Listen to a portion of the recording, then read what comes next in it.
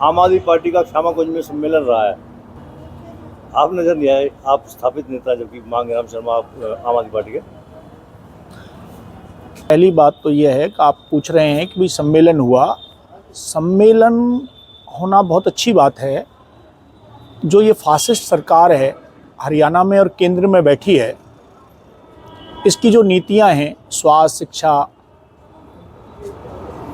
के खिलाफ जो इन्होंने जनता में काम किया है, इनका विश्वास है किसान मजदूर का मेरी कौम में, उसके खिलाफ ये सम्मेलन है और बहुत सार्थक रहा है। बहुत सारे साथियों ने शिरकत की। सवाल है मेरा होना ना होना, मेरे अपने निजी कारण हो सकते हैं जिसकी वजह से मैं सम्मेलन में नहीं सम्मिलित हो पाया, बट मैं एक आम आदमी हूँ और आम आदमी के हितों के लिए लड़ाई में साथ हूँ और हमेशा रहूँगा और हमेशा से रहा हूँ। दावा किया जा रहा है कि जो सम्मेलन है काफ़ी सफल रहा है। बहुत अच्छी बात है, सफल होना ही चाहिए। जो सरकार की नीतियां हैं जिससे आम आदमी त्रस्त है, भयग्रस्त है और वह अपने हक की आवाज़ उठाना चाह रहा है और उसकी आवाज़ को दबाया जा रहा है, सरकारी संसाधनों को बेचा जा रहा है और आम आदमी की जो बुनियादी ज़रूरतें हैं उसको नज़रअंदाज किया जा रहा है। अगर ये सरकार ऐसे ही करती रही तो जो दूसरे दल हैं, दूसरे लोग हैं जो लोगों की नुमाइंदगी के लिए काम कर रहे हैं, जो शिक्षा स्वास्थ्य के क्षेत्र में जिन्होंने काम किया है, हमारी दिल्ली की सरकार ने स्वास्थ्य शिक्षा सम्मान पानी बिजली महिलाओं के सम्मान में जो काम किया उससे आम आदमी प्रभावित है और प्रभावित होकर के जो है आम आदमी की तरफ उसका रुझान बढ़ रहा है पार्टी की तरफ। बताते हैं कि हरियाणा में ग्राफ आपकी पार्टी का बढ़ नहीं रहा है। कल जो सम्मेलन हुआ उसमें बाहरी जिले के कार्यकर्ताओं की भीड़ है। भूटानी जी, इसमें तो आप भी समझदार हैं, पार्टी का ग्राफ तो बढ़ रहा है। जिस तरह का हमारा वोट प्रतिशत रहा है, हमने पंचायतों के चुनावों में, नगर परिषदों के चुनावों में जो अपना प्रदर्शन किया है वह काफ़ी सार्थक है। कार्यकर्ता सम्मेलन जो होता है उसके अंदर शुभचिंतक अड़ोस पड़ोस के जिले के जो लोग हैं वो अतिथि, मुख्य अतिथि, सम्मानीय अतिथि या सम्मान की दृष्टि से बुलाए जाते हैं। ये तो पार्टी का सम्मेलन है। क्या ऐसा नहीं लगता कि आप कद्दावर नेता है पार्टी की और आप लोगों की उपेक्षा हो रही है? आप हुए, दूसरे 2-3 नेता और भी हैं जिन्होंने पार्टी को सींचा है, आज वो हाशिए पर है, आप भी। भूटानी जी, हम लोग जो हमारी जो पैदाइश हुई है राजनीति में, वो राजनीति से कम क्रांतिकारी विचारधारा से ज़्यादा हुई है। हम शहीद आजम भगत सिंह, राजगुरु, सुखदेव, उस्फाक, बिस्मिल के विचारों के पहरेदार हैं। हम अन्ना के आंदोलन से प्रभावित होकर के आए थे। हमारी सोच का हिस्सा था हर हाथ को काम, हर पेट को रोटी, हर तन को कपड़ा, हर सर को मकान, हर व्यक्ति को शिक्षा और सम्मान, जो समाजवाद की लड़ाई थी।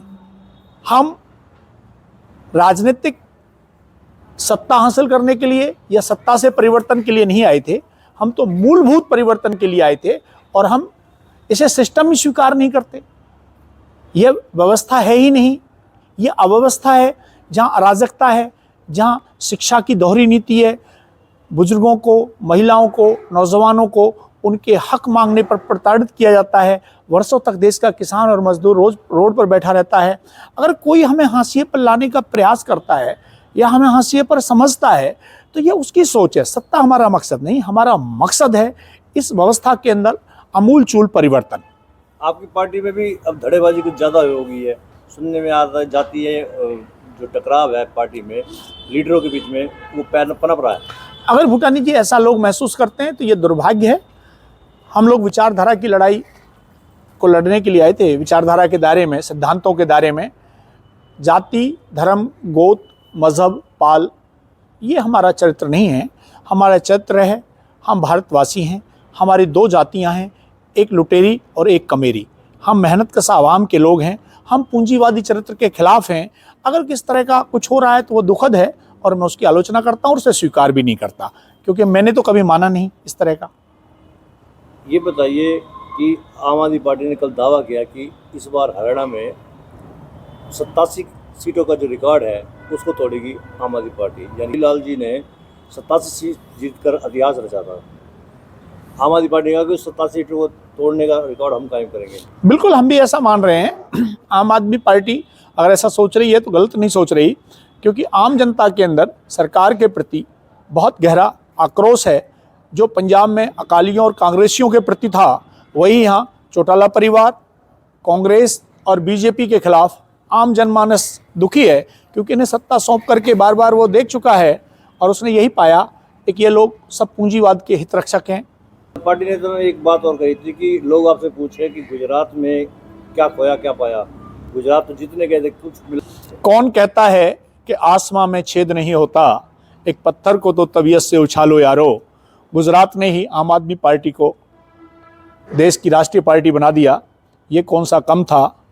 सवाल ये नहीं कि युद्ध हम हारे कि जीते, सिद्ध तो हमें ये करना है कि हम कितनी ईमानदारी से लड़े और हमने देश की जनता को गुजरात से जगाया। एक ये फासिस्ट सरकार, इसका जो चरित्र है देश के अंदर वो आम आदमी को बांटना है। इसने ध्रुवीकरण किया है देश के अंदर हिंदू और मुसलमानों का, हिंदुस्तान के हिंदू की जातियों का, और इसने पूंजीवाद का हित साधक और हित पोषक रही है ये पार्टी। 41 लाख वोट मिले हैं, ये भी क्लेम किया गया कल गुजरात में। बड़ी उपलब्धि बता रहे हैं इसको। जब हमारे पास एक भी नहीं था, हमने इनके गढ़ में जाके इनकी छाती पे पैर रखा है और 41 लाख वोट लेकर के हमने कितनी सीटों को प्रभावित किया होगा, कितने जनमानस तक अपनी आवाज़ पहुंचाई होगी, कितने जनमानस तक हम अपने उद्देश्यों और अपने मैनिफेस्टो को पहुंचाने में सफल रहे, हमारे लिए ये देखने वाली बात है। मांगेराम शर्मा पार्टी में कब लौट कर आएंगे सक्रिय रूप से? देखिए, मैं एक आम आदमी हूँ और आम आदमी की भूमिका में हूँ। मेरा 40 साल का राजनीतिक सफ़र है शोषण मुक्त समाज की लड़ाई के लिए, और मैं हमेशा से संघर्षशील रहा हूँ। सत्ता मेरा मकसद नहीं है, मैं आम आदमी के हितों की, उसकी नुमाइंदगी की लड़ाई आखिरी दम तक लड़ता रहूँगा। शोषण मुक्त समाज के अंदर स्वास्थ्य, शिक्षा, रोजगार, महिलाओं का सम्मान, बुजुर्गों का सम्मान, ये मेरी शुरू से लड़ाई थी और आज भी रहेगी और कल भी है। नीचे जो आप देख रहे हैं YouTube चैनल, इसको आप लाइक करें, सब्सक्राइब करें, कमेंट बॉक्स में जाकर एक प्रतिक्रिया अवश्य दें और इस लिंक को आप ज़्यादा से ज़्यादा शेयर भी कर दीजिए। वोकल फॉर लोकल के लिए आपका इतना सहयोग हमें चाहिए। धन्यवाद। जय हिंद, जय भारत।